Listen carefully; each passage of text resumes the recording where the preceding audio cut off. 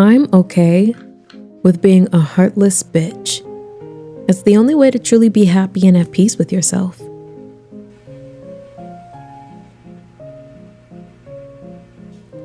Death to the good girl. That's right, I said it. You shouldn't be shocked either, because if you're reading this, we're about to make a pact, one with murderous intent. Dearly beloved, we are gathered here today because, whether we want to verbally admit it or not, we all desire to kill the good girl within us. Y'all know who I'm talking about.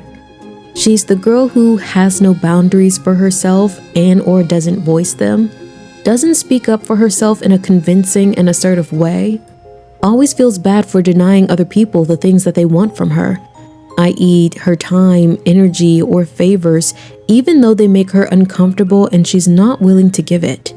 And she tries her best to help others, even at the expense of herself. The thing about all that is, you're not helpful, honey bun. You're just codependent. Good girls believe that at their core, they're just trying to be helpful and an overall good person. But in actuality, they want to feel needed and validated. They believe being a good girl aligns with the ideas that they believe about themselves about being a good and principled person, when in reality, they're self-sacrificing and being a martyr because they're codependent and don't know who they are without the satisfaction of saying that they give so much to others at their own expense. Believe me, I was one of them.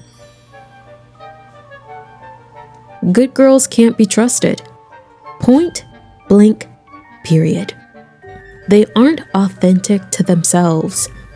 A good girl will do anything, even lie to herself and compromise her own well-being to uphold the idea that she's a good person because she does so. What kind of person is that? Good girls lie to themselves about if they're okay or not and what their needs are. They lie to themselves about what they truly want and desire if it even slightly gets in the way of what others want and desire. How can a person like that be trusted to unbiasedly support and give us sound advice to show up for ourselves and know what we're worth and deserving of, when they themselves are too afraid to stand up and value themselves? Make that make sense. The idea of being a good girl and being helpful in any way possible to my friends and family was the foundation of my self-value. I thought that if I was good and got others to like me and approve of me, that made me a good person who was on the right path. If others didn't approve of me, specifically friends and family, then that meant that I wasn't a good person, and it felt like a massive hit to my beliefs of who I thought myself to be, which completely shattered my security of my place in the world. This all led to me not setting boundaries, and the ones I did set, more shit. I couldn't say no, and I put myself on the back burner over and over again and ignored my own needs, desires, and energy levels to accommodate for other people. All because I had a twisted sense that their needs and wants and desires were more important than my own. I don't know where this idea came from. Maybe it developed from a deep-rooted insecurity of just not feeling like I ever knew what the hell I was doing with myself in my life. Growing up, it always felt like everyone else knew better and knew how to live life properly. So I believed that if I just did what others wanted, then I would be good too. And my life would be on the right path, not just in the eyes of my community and society, but also in the eyes of God. It was trash. My biggest fear with setting boundaries was I felt like once I set them and really started living by them, I would come off as heartless and cold. I did a lot of overgiving with money, resources, and food, so now I'm at the point that I don't want to share much of anything, and that comes off as stingy. I've done a lot of holding space for other people and letting them bombard me with their emotions, and now my energy tolerance is so low to where I'm very particular about who I spend my time with and for how long. To me, many of my boundaries come off as heartless and cold in comparison to the person I used to be and how much I used to give. And they may even come off as heartless and cold to others a lot of the times. Maybe I am just heartless and cold now. But I'm learning to be okay with that. I'm learning to be okay with being the bad guy, the villain, the prissy one, the stingy one, the meanie. All of the accolades that I know aren't true to my character, but others may perceive me as anyway. I'm learning to be okay with that, because not everyone is going to perceive me accurately, and that has nothing to do with who I truly am. Your urgency is not my urgency. Your responsibility is not my responsibility.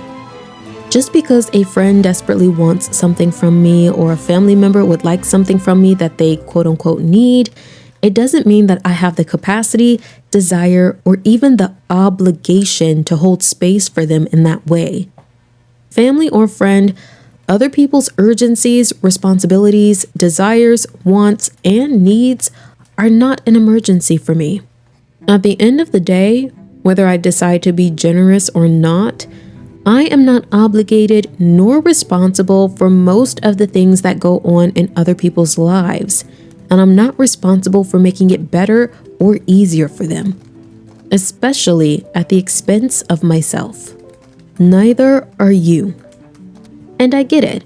There's so many nuances to situations, and I'm not saying to not be generous, but there's a big difference between a friend who needs help and a friend that always has drama going on and needs to dump it on you because they can never see how they're the source of their own misery.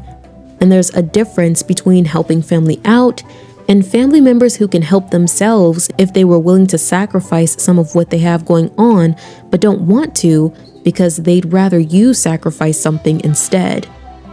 Not everyone is bad, but people are going to take the option that benefits them the most.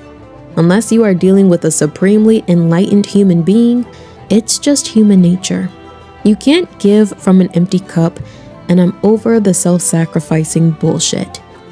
And yeah, some people may say that's mean, and there's nothing wrong with giving to friends and family your time, energy, and resources, which there isn't. But if that giving starts to intrude on what you have left for yourself, then it's a problem. A big problem. So, death to the good girl. See that bitch in hell. And to sign off, I'm gonna leave you with a little affirmation. I'm no longer a good girl. You can't push me over, trick. I am a tiger, a bad bitch, the witch.